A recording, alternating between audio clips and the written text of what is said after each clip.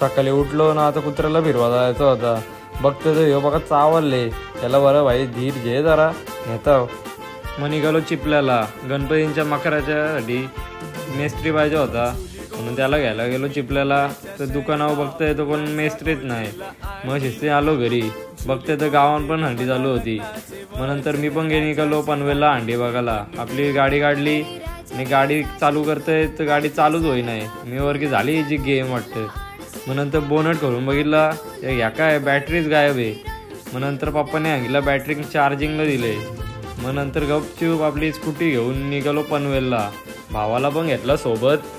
मग आलो CKT junior कॉलेजला. इथं हंडी होती. ते हंडी अजून काही चालूच नव्हती झाली म्हणून मग जरा ओल्ड पनवेलला काम होता म्हणून तो करायला गेलो. मग नंतर आलो CKT जवळ परत. आलो CKT जवळ. मग एक पार्सल मागवलेला. त्या डिलेवरी बॉयनी पार्सल घातला वाण्यान आमचा आणि ह्यो राहायला शेड घाली उभा. मग 7 वाजता हंडीला झाली सुरुवात. भरपूर वेळ वाट बघितली आणि मग वाजला 8. मग 8 वाजला अजून काय हंडी फुटं नाही. मग घरची मम्मीचा आला फोन, बरं की कुठं आहे, ये घरी गप.